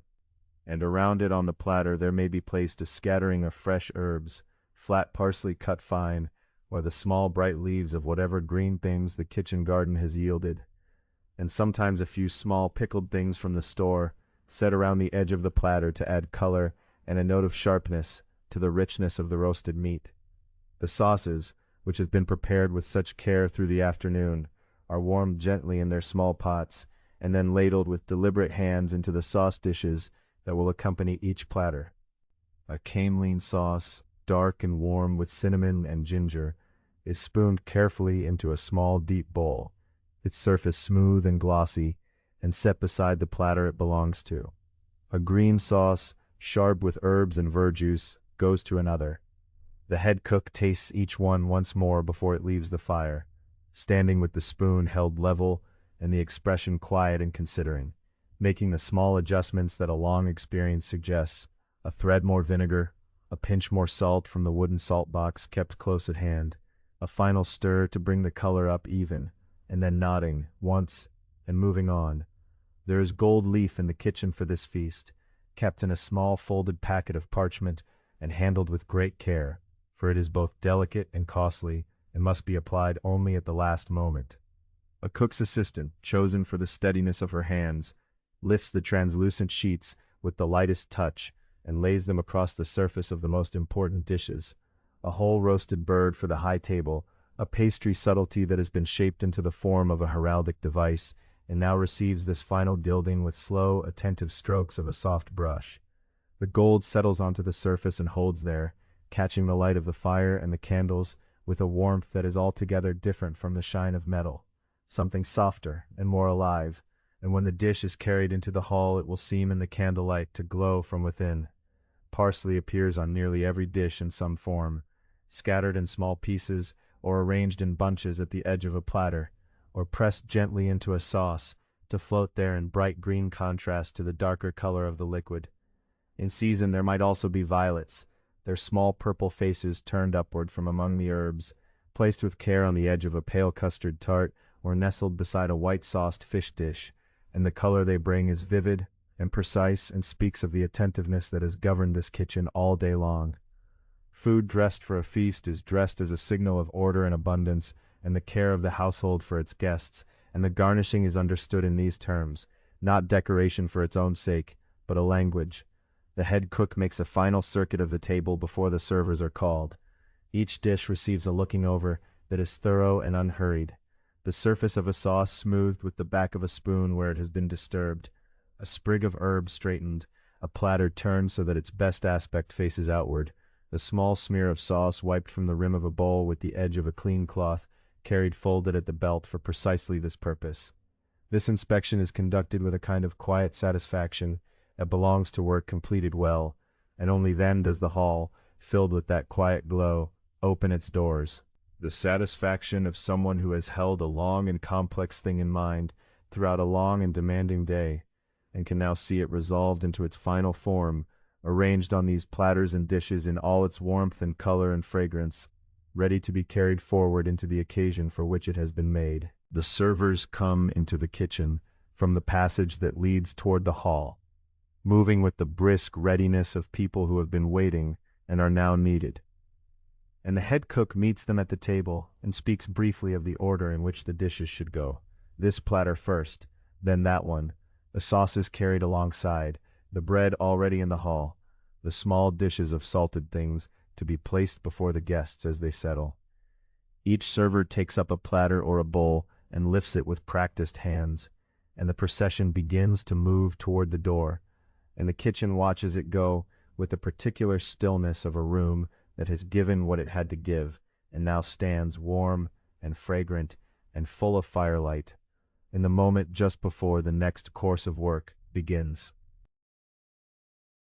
The sound of footsteps fades along the passage, and then the kitchen is briefly, beautifully quiet, holding only the low breath of the fires and the faint settling of coals in the great hearths, the gentle drip of condensation from the underside of a pot lid, the small sounds of a room that has been working at full intensity for many hours and is now drawing a single, measured breath before continuing. From somewhere beyond the passage, past the thickness of the stone walls and the turning of the corridor, there comes the first dim suggestion of the great hall, a swell of voices, not distinct enough to resolve into words, but present as a kind of warmth, a murmur that speaks of many people gathered, of the occasion fully underway, of the feast that the kitchen has been building toward since the firekeeper coaxed the first coals back to life in the darkness before dawn. The head cook does not pause long to listen. There is too much still to be done, and the rhythm of a feast service is itself a kind of discipline, a sequence with its own demands and its own timing, and the kitchen now enters into that rhythm as a body of workers who know their parts without needing to be told again. The fires are checked and fed where they need feeding. The pots that still have work left in them are stirred, tasted, adjusted. The dishes that belong to the second course are moved forward on the work tables, arranged in the order in which they will be finished and dispatched, and the smaller preparations that must happen in the interval between courses, the warming of a sauce, the final cooking of a delicate fish dish that could not be completed too far in advance, are taken up and attended to with quiet concentration. The warmth in the kitchen at this hour is extraordinary, a deep, enveloping warmth that has been building since morning and has now reached a kind of fullness, pressing gently against the skin, drawing a faint sheen of moisture to every face turned toward the fire. The air is thick with the layered fragrances of the day's whole labor. The bread baked hours ago has left its sweetness in the stones themselves, and beneath it moves the richness of roasting meat, the sharp brightness of herbs bruised and scattered, the deep and complicated scent of the spice sauces that have been simmering since afternoon, the faint wine sharpness of verjuice reduced in a small pan over careful heat. These smells do not compete but settle together into something singular, something that belongs only to a castle kitchen at the height of a feast, a fragrance that will cling to the walls and the wooden beams long after the fires are reduced to embers. The servers return sooner than it might seem possible, moving quickly back along the passage with the empty platters held before them, and they bring with them a fragment of the hall's atmosphere, a brief impression of candlelight and noise and the low, sweet thread of music, the sound of a stringed instrument being played somewhere at the far end of the hall, its melody too faint and too broken by the intervening walls to be followed properly, but present enough to confirm that the occasion is going well, that the guests are settled and eating, and pleased with what has been set before them. One of the servers says something brief to the head cook, a report delivered in a few words. The Lord is satisfied. The first course was well received. There is no urgency for the second. They may take the proper time. And the head cook receives this information with a slight nod and turns back to the work table, where the preparations are already proceeding at the right pace. There is a particular quality to the work that fills this interval between courses, a quality different from the urgent finishing work of the dressing hour. It is steadier, more rhythmic, the kitchen moving at a pace that is still brisk, but no longer stretched to its fullest speed. Each cook and each assistant knows what task belongs to them in this portion of the evening. The roasting fire is tended with particular care now, because the small birds on the second spit need to reach their moment of completion at precisely the right time, their skin bronzed and crisped and fragrant, not a moment before the servers are ready to carry them forward. The basting happens at regular intervals, a long-handled spoon dipping into the drip pan and drawing up the accumulated fats and juices, moving them over the turning meat with slow, deliberate strokes, the fat catching the firelight as it falls and sending up a brief, bright hiss of flame before settling again. In the corner near the smaller hearth, a sauce is being brought to its final state, the liquid reduced through long cooking to something glossy and concentrated. The spices within it bloomed and deepened, and a cook leans over it with a spoon and tastes and considers, and adds something small, a pinch from one of the little dishes arranged beside the fire, and tastes again, and is satisfied, and moves the pot slightly back from the direct heat to hold it at a gentle warmth until it is needed. This kind of small, precise attention is happening all across the kitchen simultaneously, each station managing its own part of the larger whole, and the head cook moves slowly among them, pausing here and there, observing without interrupting, occasionally offering a word or adjusting the position of a pot. The second round of servers arrives at the table, and the second course is assembled and dispatched, and again the kitchen absorbs the brief quiet of their leaving, and again it reconstitutes itself around the work of the third course. And this rhythm, preparation, completion, dispatch, the brief sound of voices and music drifting from the hall, the return of the servers, the resumption of work, continues through the evening with a kind of settled regularity that is almost like a tide, a steady back and forth that carries the feast forward course by course, while the kitchen remains at its fire, tending and finishing and sending out. The steam rises from the cauldrons in slow, soft columns that drift upward, and lose themselves among the darkened beams overhead. And the firelight plays across the stone walls in its familiar way, warm and moving, never quite still. The scullions, who have no direct role in the finishing of dishes, keep the edges of the kitchen clean and ready, removing the debris of completed preparations, carrying away the pots that are finished and kneaded at the sinks, keeping the work tables clear for the next arrangement of platters. Even this background work has its own rhythm, careful and unobtrusive, woven into the larger activity of the room without disrupting it.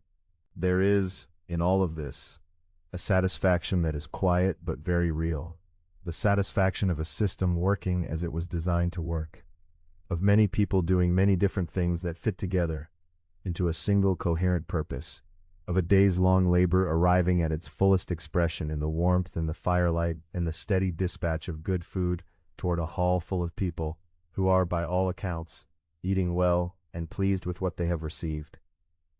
The kitchen does not need to see the great hall to know this. It can be felt in the pace of the returned platters, in the manner of the servers, in the small reports that filter back with each return, and in the simple fact that the evening is passing as it should, course following course, each one leaving the kitchen warm and finished and right, moving out along the passage toward the candlelight and the music and the gathered voices that drift, soft and distant and contented, through the stone. The last of the platters have gone, and the great hall receives them, and the kitchen begins, almost without announcement, to change its character. The intensity that has held the room in its grip since the dressing hour starts, very slowly, to soften at its edges.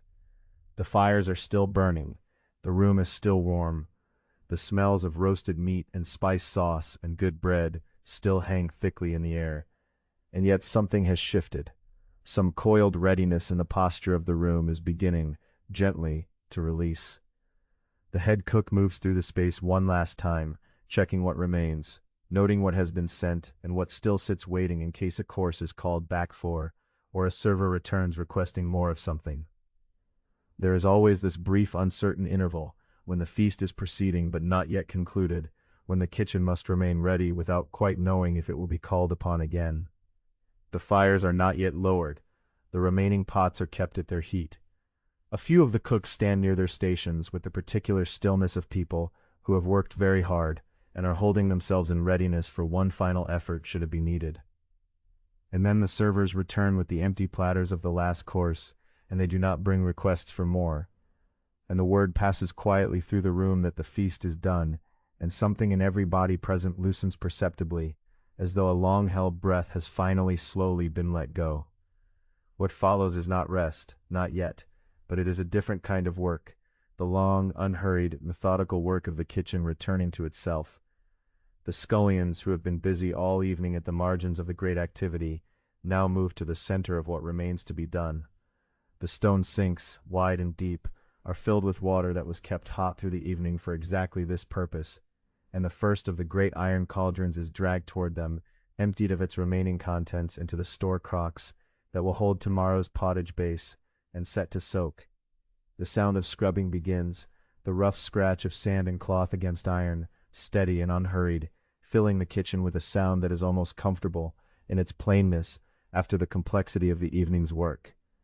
The platters are stacked along the wide work tables in careful order, scraped clean of any remaining food, wiped with damp linen, and set aside for the morning. The wooden bowls and the horn spoons that serve the lesser members of the hall are gathered and washed and stacked in their own place. The large pewter serving dishes, which require more care, are wiped and polished with soft cloths until the metal holds a dull, warm shine in the diminishing firelight. Each item is returned to its proper location, its proper shelf or hook or corner, and the kitchen, slowly, begins to slip back into its ordinary shape, ready again whenever it is needed, because a kitchen that begins the next day in disorder is a kitchen that will struggle from its first hour, and the head cook's authority extends even into the evening's end. Even now, when tiredness is settling over everyone present like a comfortable and well-deserved weight, the fires are attended to last, in the way that they were attended to first.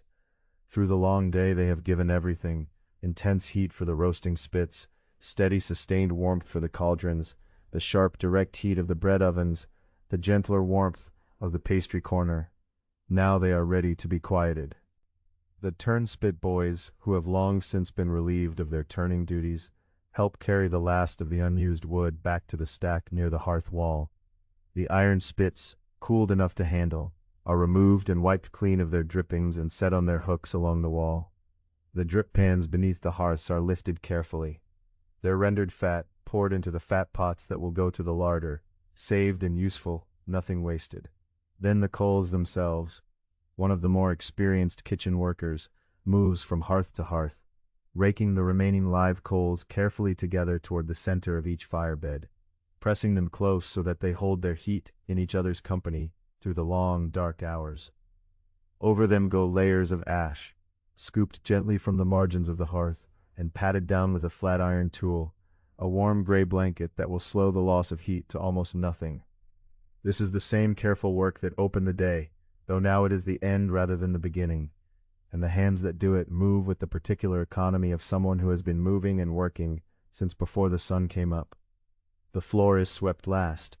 A wide broom of bound twigs moves across the stone flags in long, slow passes, gathering the debris of the day, dropped herbs and scattered flour, a fragment of pastry, the ash that drifted from the hearths during the busiest hours, the general fine residue that accumulates in any space where cooking has gone on continuously from deep morning until late evening. The sweeping takes time, because the kitchen is large, and the scullion doing it is tired, and the broom moves at the pace of tiredness rather than urgency, which is the right pace for it. When it is done, the floor is not perfect, but it is clean enough, and tomorrow the scullion will do it again, and the day after that, and the pattern is so familiar that the motion itself is almost restful. The workers leave in ones and twos, quietly, pulling their outer layers around them against the cooler air of the passage, carrying the settled tiredness of people who have done full and honest work. The last to leave pauses in the doorway and looks back at the room, perhaps out of habit, perhaps simply out of the ordinary human inclination to see a thing complete before turning away from it. The kitchen rests in its own warmth. The banked coals pulse very faintly behind their coverings of ash. The air holds everything the day has moved through it, the deep rounded smell of wood smoke, the sweetness of baked bread still faint in the stones of the oven wall, the lingering warmth of roasted meat and rendered fat and the faint ghost of cinnamon and ginger from the afternoon's spice work. The iron pots hang still on their hooks, the clean platters wait on the shelf. The silence is complete and soft and full of the memory of everything that has passed through it. The coals will hold until morning. The kitchen will be here, warm and ready, when the first hands arrive in the dark to coax them back to life, and the long, gentle, purposeful day will begin again